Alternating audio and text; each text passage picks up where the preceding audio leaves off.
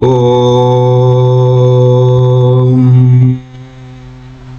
ஓம்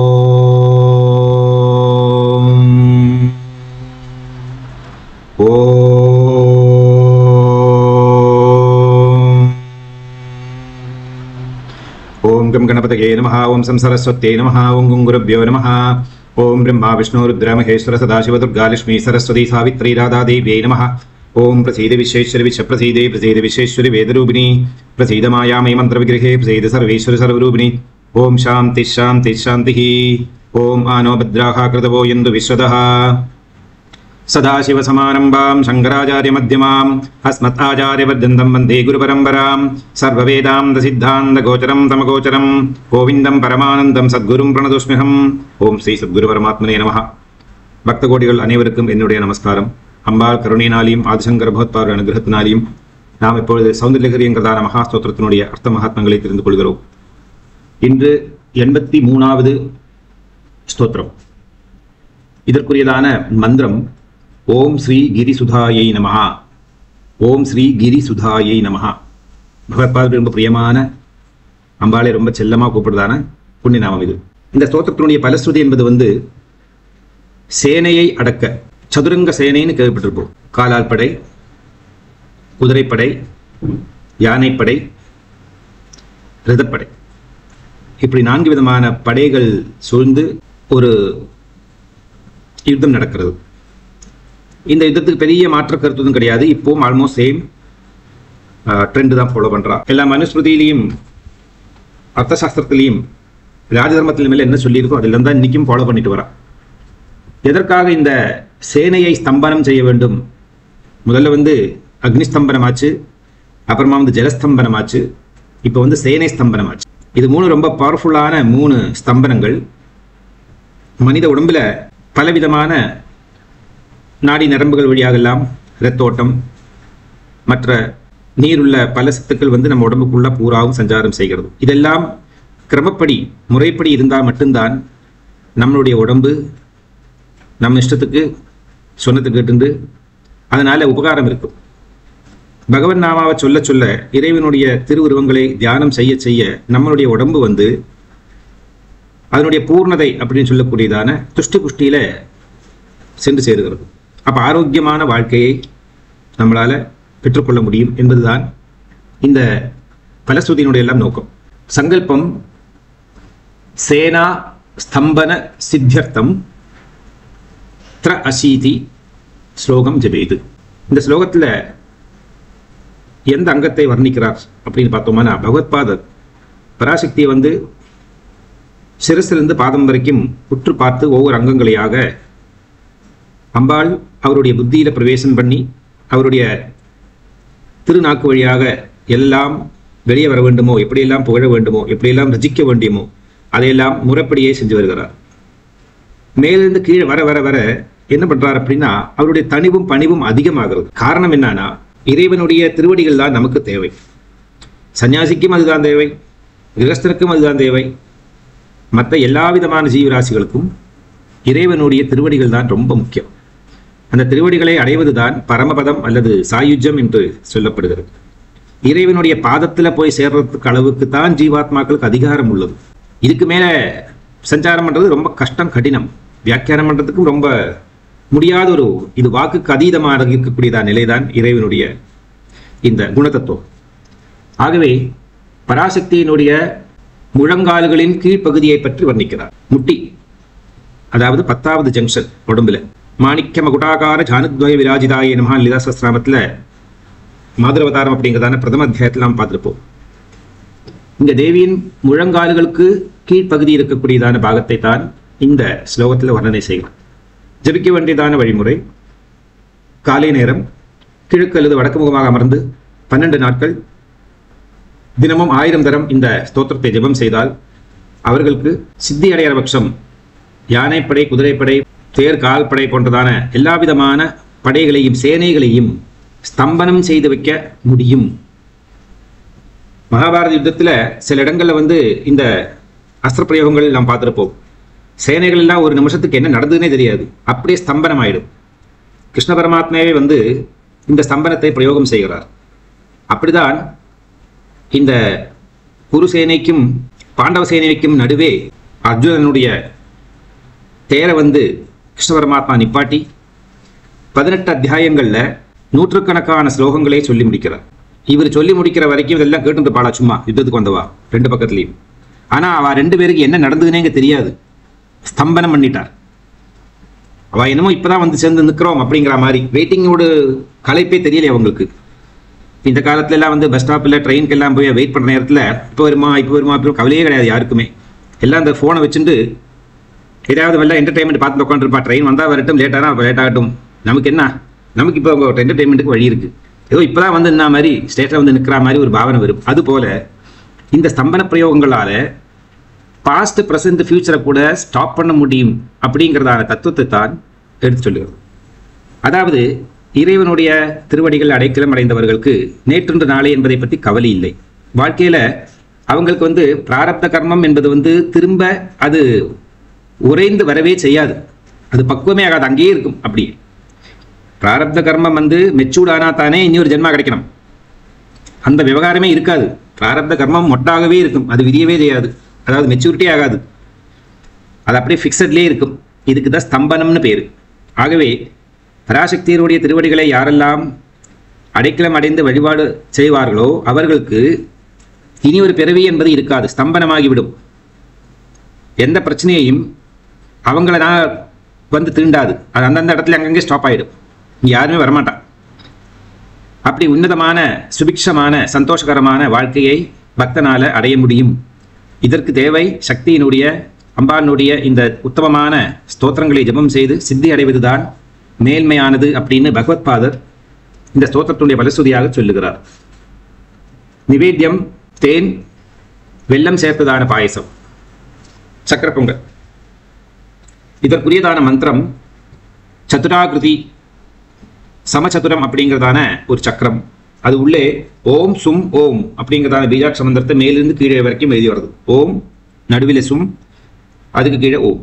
இந்த சதுராகிருதி இருக்கக்கூடியதான சக்கரம், இந்த சக்கரம் வரைச்சு அதற்கு முன்னே அல்ல அதுக்கு மேலே திருவிளக்கு ஏற்றி வைத்து பஞ்சோபச்சார பூஜை பண்ணி இந்த ஸ்தோத்திரத்தை ஜெபம் செய்து அம்பாளிடமிருந்து பிரீதி பெற்று இந்த சித்தியை அடைந்து கொள்ளலாம் அப்படின்னு பகவத்பாதர் அம்பாளிடம் கேட்டு வரம் வாங்கினா மாதிரி அனுகிரகத்தை பெற்றவர்.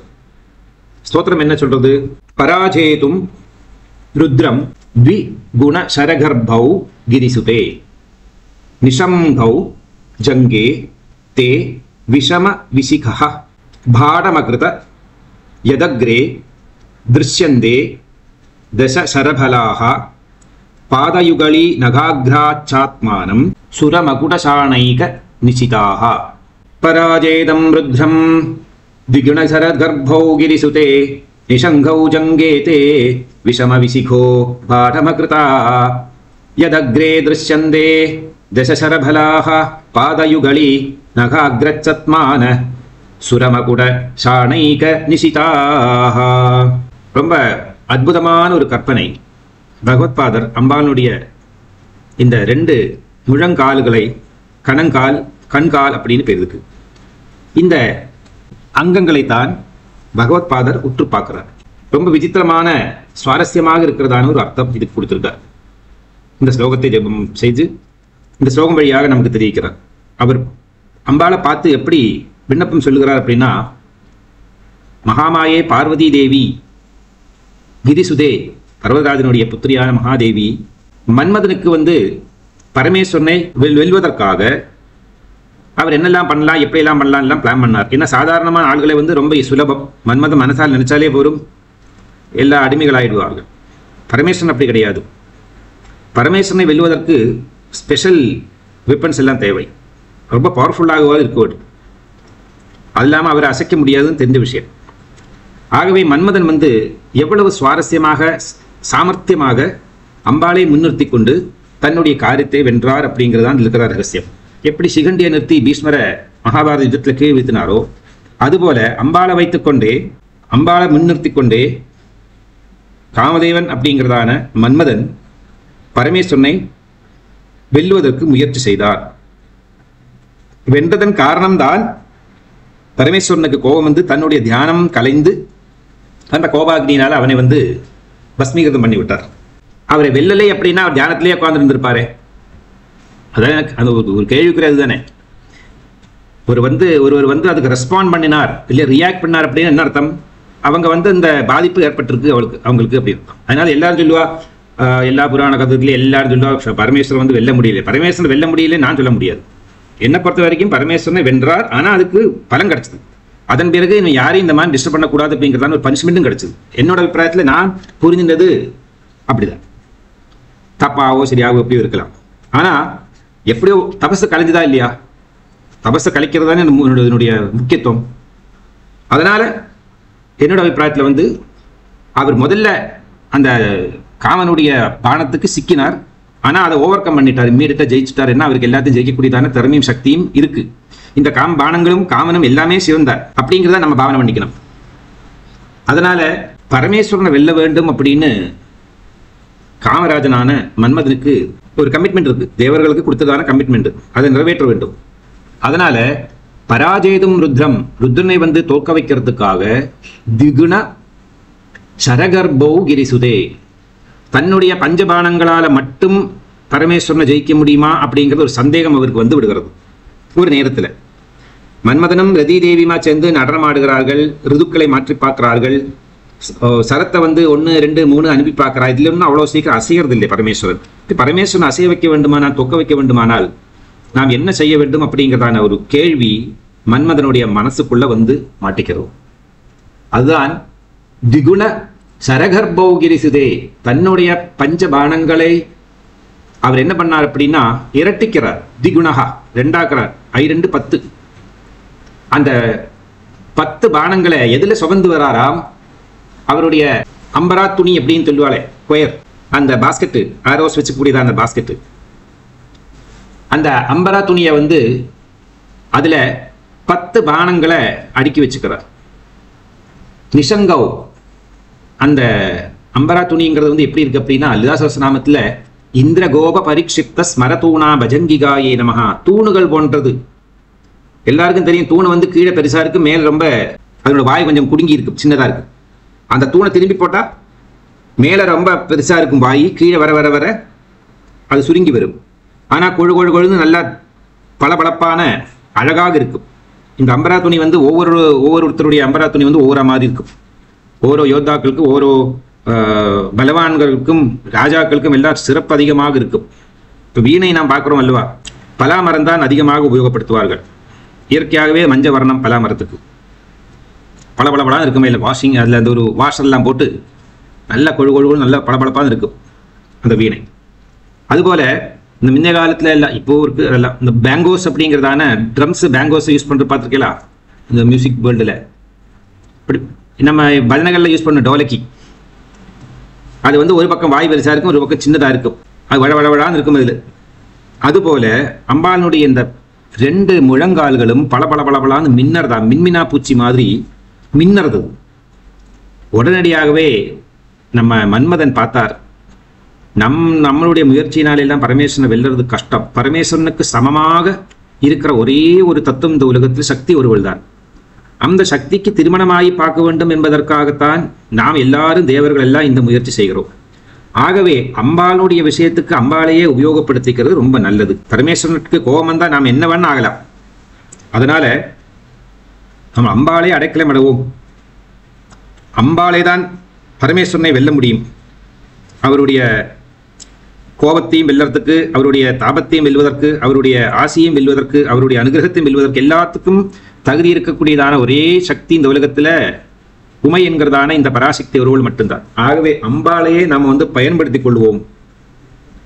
வெற்றி மாலை எனக்கு கிடைச்சாலும் அதற்கு பின்னே இருக்கக்கூடியதான ரீசன், காரணம் எனக்கு அம்பாளுக்கு மட்டும்தான் தெரியும். அப்படியாகவே இருக்கட்டும் அப்படின்னு மனசுல பிளான் பண்றார். ஜங்கே தே, உன்னுடைய 2 முழங்கால்களை அந்த அம்பரத் துணியாக வைத்துக்கொண்டு அதுல 5 10 அம்புகளை நிரப்புறார்.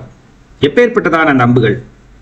அதாவது விஷம விசிகா, மன்மதன் பாடமகிருதா தீர்மானம் பண்ணிட்டார்.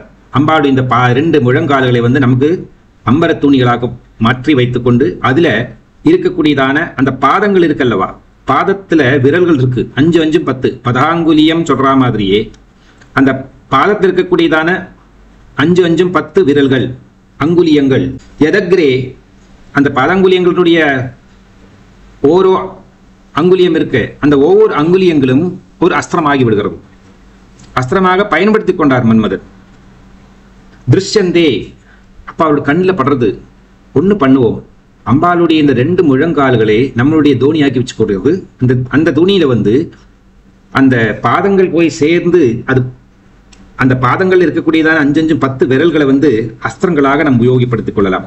அது உள்ள நிறைத்து வைத்த மாதிரி தன்னுடைய முதுகலை தூக்கி வச்சுக்கிறார் மன்மதன். அப்புறமா நம்ம யுத்தம் பண்ணி பார்ப்போம் பரமேஸ்வரன். தசசரபலாகா, இந்த 10 சரங்கள் அர்த்த சந்திரனை போன்றதான ஆகிருதியில் இருக்கு. அர்த்த சந்திர போல இருக்கிறதான ஆகிருதி அப்படின்னா, நகங்கள் எல்லாருக்குமே அர்த்த சந்திராகிருதியாகத்தான் இருக்கும். சந்திரனை போல பளபளப்பாகவும் இருக்கணும், அஷ்டமி சந்திரனமாலி பாதியாகவும் இருக்கணும் நகங்கள். அதுதான் உத்தமம் சிரேஷ்டமான உடம்பினுடைய மகத்துவம்.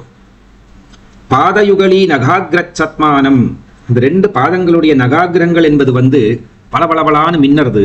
அதை தவிர்த்து அது அவ்வளோ கூர்மையாக இருக்குது அதனுடைய அக்ரங்கள். அப்படி டச் பண்ணிட்டா வாளால கட் பண்ண மாதிரி போயிடும். அதற்கான காரணம் என்ன அப்படி இருக்கலாம் அப்படின்னு பகவத்பாதர் யோசிச்சு பார்க்கிறார். மன்மதன் அப்படி பயன்படுத்தி கொண்டா கூட பகவத்பாதர் அதை இன்னொரு விதமாக நினைச்சு பார்க்கிறார். இந்த பளபளப்பும் இந்த கூர்மையாகவும் இருக்கே இந்த நகங்கள், இதெல்லாம் இப்படி சோபிக்கிறதுக்குள்ளதான காரணம் என்னவாக இருக்கும் அப்படின்னா, முன்னே காலத்துல எல்லாருக்கும் தெரியும், இப்பெல்லாம் அதெல்லாம் யூஸே பண்றது கிடையாது. இந்த சாண வைக்கிறது அப்படின்னு பேரு. கத்தி எல்லாம், கத்தி அப்புறமா வாள் இதெல்லாம் மூர்ச்சை வர்த்திக்கிறதுக்காக என்ன பண்ணுவோம் அப்படின்னா, ஒரு சாணக்கல்ல போட்டு உரைச்செடுப்பாங்க. அப்ப நல்லா ஷார்ப்பாயிடும் அது. அத மாதிரி அம்பாளுடைய இந்த திருவடிகள் இருக்கிறதான நகங்கள் என்பது அம்பாளை நமஸ்காரம் செய்யக்கூடியதான பிரம்மா விஷ்ணு மகேஸ்வராதிகள் இருந்து சமஸ்த தேவ ராசிகள் அம்பாளை நமஸ்காரம் செய்கிறார்கள். நம்ம இதுக்கு முன்னாடி சிலவங்களை பார்த்தோம். அப்படி அவர்கள் நமஸ்காரம் செய்கின்ற நேரத்தில் அவர்களுடைய கிரீடம் வைரிஞ்சம் அந்த ஸ்தோத்திரம் நமக்கு முன்னாடி படிச்சிட்டோம். அந்த கிரீடம் அந்த நகத்துல படுறதுனால அது சாணை தீட்டுனா மாதிரி அவ்வளோ ஷார்ப்பாகவும் பளபளப்பாகவும் ஆகிவிட்டது. ஒருவேளை அப்படியாகத்தான் இருந்திருக்கலாமோ அப்படின்னு பகவத்பாதர் யோசிச்சு பார்க்க. மன்மதன் ருத்ரனை ஜெயிக்கிறதுக்காக 5 பானங்களை 10ஆக இரட்டிச்சு, அதாவது 2ஆக்கி பெருக்கி அதை பூராவும் உன்னுடைய இந்த கணங்கால்கள் என்று சொல்லக்கூடியதான அந்த தூணியில, அஸ்திரத்தை வைத்துக்கக்கூடியதான அந்த தூணியில நிறைத்து வைத்து, இனிமே நிச்சயமாக நாம் பரமேஸ்வரனை வென்று விடுவோம் அப்படிங்கிற உறுதியான எண்ணத்துல போட்டி போடுறார். இந்த அஸ்திரங்கள் என்பது அர்த்த சந்திராகிருத்தியான நகங்கள். அது வழியாக அதை உபயோகப்படுத்தி மன்மதன் பரமேஸ்வரனோட தபஸை கலைத்து தான் எண்ணி வந்ததான காரியத்தை முடித்துக் கொண்டார். ஆனா அதனுடைய பலன் விபரீதமாகிவிட்டது. காமராஜனை பொறுத்தவரை மன்மதனுக்கும் ரதியும் தவிர மற்ற அத்தனை பேரும் உலகத்தில் சந்தோஷமானார்கள். பரமேஸ்வருடைய தபசு கலைந்ததும் இவர்கள் 2 பேருக்கு மட்டும்தான் துக்கம். ஒண்ணு, மன்மதனுக்கு தன்னுடைய தேகம் போய்விட்டது. ரதி தேவி என்பவளுக்கு துக்கம் என்னன்னா, தன்னுடைய கணவனை இழந்து விட்டார். இந்த 2 பேருடைய துக்கத்தையும் அம்பாளே தான் சரி பண்றா. அது இதுக்கு முன்னேற்ற ஸ்லோகங்கள் நம்ம கத்துண்டோம். அப்பேற்பட்டதான இந்த இந்திரகோப பரீட்சித்த ஸ்மரதூணா பஜங்கிகாயே நமஹ லலிதா சஹஸ்ரநாமத்தில் வசிஞாதி வாக்தேவர்கள் சொல்ற மாதிரியே அதை பகவத்பாதர் இந்த அதிசயோக்தி அப்படிங்கிறதான அலங்காரத்தை உபயோகப்படுத்தி எனக்கு இப்படி அதிசயம் தோன்றும்படியாக அட் த சேம் டைம் இதுதான் சத்தியமாக இருக்க வாய்ப்புள்ளது அப்படிங்கிறதான ஒரு உறுதியான எண்ணத்திலையும் ஒரு கன்க்ளூஷனுக்கு வரார் பகவத்பாதர். அந்த மன்மதனுடைய அம்பரத்தூணியில் 10 பானங்களால் நிறைக்கப்பட்டார். அந்த பானங்கள் என்பது உன்னுடைய திருப்பாதங்கள்ல இருக்கக்கூடியதான 10 விரல்கள் தான் என்று நான் எண்ணுகிறேன். அந்த 10 விரல்களும் பிரகாசிக்கின்றதான பாவனையில பகவத்பாதர் பார்க்கிற நேரத்தில் சொல்லுகிறார், சரம் அதாவது அம்பாக மாறிவிட்டது. அது அப்படி பளபளான ஜொலிக்கக்கூடியதான காரணம் என்பது உன்னை நித்தியம் வணங்குகின்றதான தேவர்களின் மணிமகுடமான கிரீடம் அதுல சாணை தைக்கப்பட்டதாக இருக்கத்தான் காரணம்.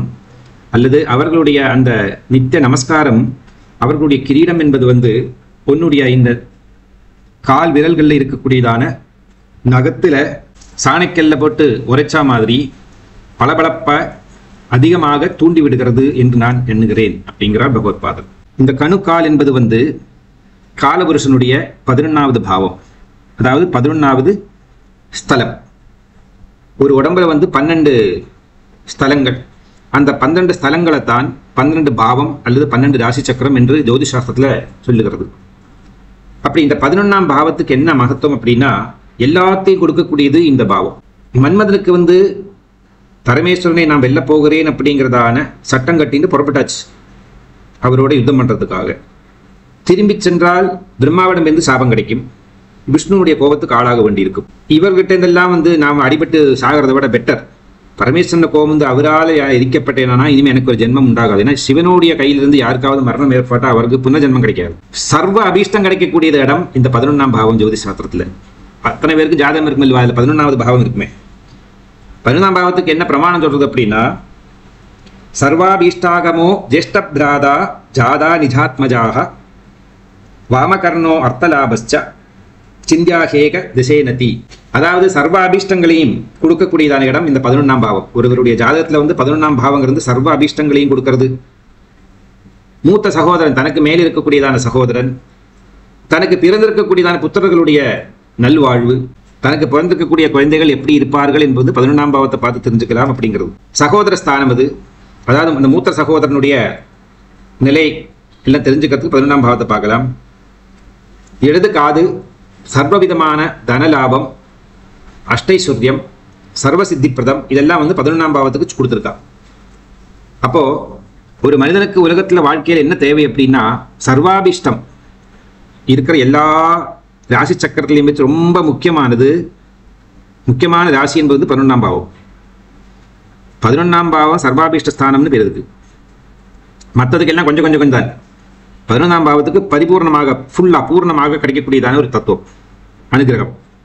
அப்போ அம்பாளுடைய இந்த கணுக்கால்களை யார் ஒருவர் மன்மதனுடைய அம்பரத்தூணை போல தியானம் செய்து அந்த பளபளப்பான அந்த கால்களை யார் ஒருவர் தியானம் செய்கிறார்களோ, அந்த பாதங்களை பார்த்து யார் ஒருவர் வணங்குகிறார்களோ, யார் பூஜை செய்கிறார்களோ, அவர்களுக்கு எல்லா விதமான அபிஷ்ட சித்திகளையும் அடைய முடியும். அதாவது பரமேஸ்வரனையே வென்ற ஒரு டைட்டில், ஒரு பெரிய உலகத்தை சாதிக்க முடியாதது இது ஒன்று.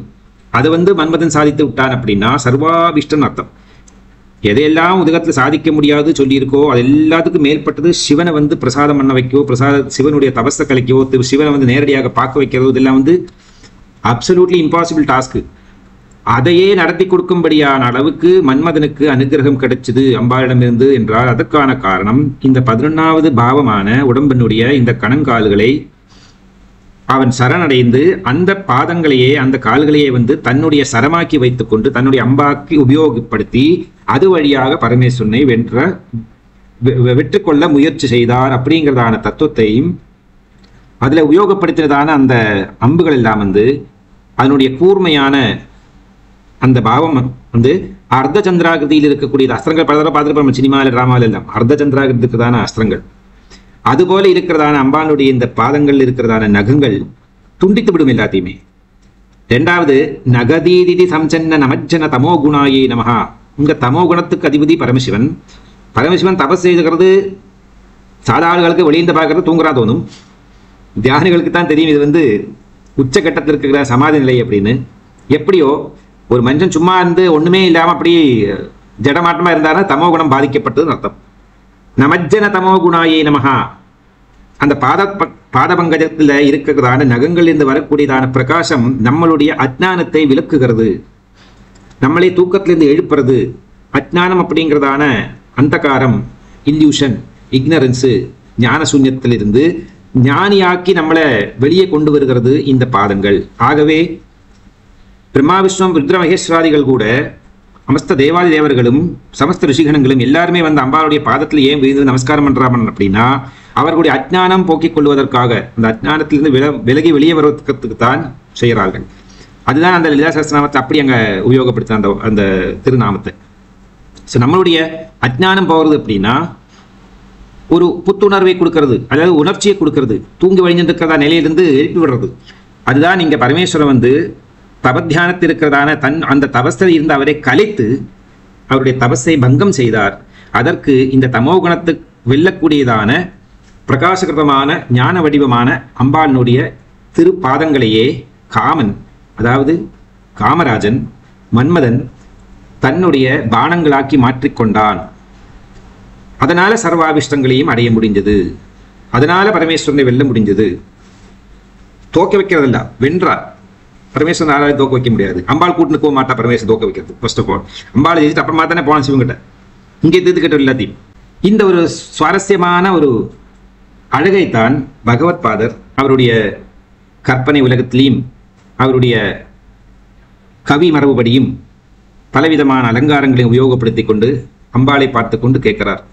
அம்மா, உன்னுடைய ஆதரவு இல்லாமல், உன்னுடைய அனுகிரகம் இல்லாமல் மன்மதனுக்கு நினைச்சு கூட பார்த்துருக்க முடியுமா?